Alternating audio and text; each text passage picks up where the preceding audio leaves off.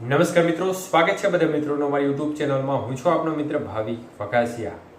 તો મિત્રો, ખાસ કરીને આ વિડીયોના માધ્યમથી આપણે વાત કરવાની છે માવઠાની પરિસ્થિતિ બાબતે। આજે કયા કયા વિસ્તારમાં સંભાવનાઓ રહેલી છે તે વિશે વાત કરીએ તે પહેલા જે પણ મિત્રો નવા છે તે ચેનલને સબસ્ક્રાઇબ કરી દેજો। તો મિત્રો, માવઠાની સ્થિતિને કારણે ગઈકાલે આપણે જોયું કે અનેક વિસ્તારમાં વરસાદી માહોલ જોવા મળ્યો હતો, જેમાં મોડી સાંજ આસપાસ ગાજવીજ સાથે બોટાદ અને તેની આજુબાજુના બરવાળા પંથકના જે વિસ્તારો છે તેમાં ગાજવીજ સાથે વરસાદી માહોલ જોવા મળ્યો હતો।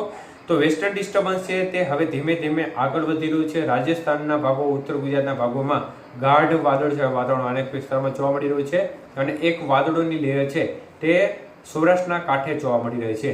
એટલે હજી આજનો દિવસ સુધી વરસાદની ગતિવિધિ છૂટી છવાઈ જોવા મળે તે પ્રકારની શક્યતાઓ દેખાય છે। ખાસ કરીને આજે વરસાદના વિસ્તારો જોઈએ તો ઉત્તર ગુજરાતના બોર્ડર કાંઠાના ભાગો છે તેમાં છૂટો છવાયો વરસાદી માહોલ ક્યાંક ક્યાંક જોવા મળી શકે છે।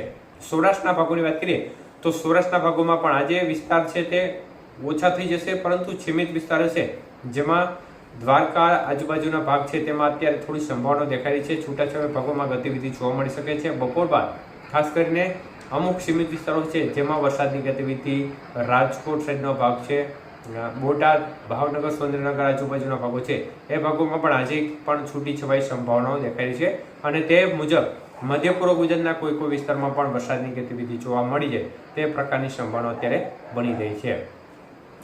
તો મિત્રો, ખાસ કરીને આપણે આ બીજું વેસ્ટર્ન ડિસ્ટર્બન્સ જોવા મળી રહ્યું છે, પરંતુ અત્યારે વધુ એક માહિતી સામે આવી રહી છે જે લેટેસ્ટ મોડેલોનો અપડેટ છે તે મુજબ જોવા જઈએ તો એપ્રિલ મહિનાના પ્રથમ વીકમાં, મતલબ કે 3-4 તારીખ આજુબાજુ પણ ફરી એક માવઠારૂપી વરસાદનું સંકટ દેખાઈ રહ્યું છે। એટલે એક ધારા વેસ્ટર્ન ડિસ્ટર્બન્સ પસાર થઈ રહ્યા છે, નોનસ્ટોપ વેસ્ટર્ન ડિસ્ટર્બન્સ ઉત્તર ભારતના ભાગોમાંથી પસાર થઈ રહ્યા છે અને વેસ્ટર્ન ડિસ્ટર્બન્સ એટલા મજબૂત પસાર થઈ રહ્યા છે કે જેનો ટ્રક છે તે છેક અરબ સાગર સુધી લંબાઈ રહ્યો છે। તો આ તમામ પરિસ્થિતિઓને આધીન ફરી એકવાર માવઠાની સંભાવના એ તારીખોમાં દેખાઈ છે। એટલે આગામી દિવસોમાં વધુ સ્થિતિ સ્પષ્ટ થશે તેમ અપડેટ આપીશું, પરંતુ અત્યારે થોડી સંભાવનાઓ ચાલીને એટલે કે થોડી સંભાવનાઓ છે તેવી ગણતરી રાખીને ચાલુ। ધન્યવાદ।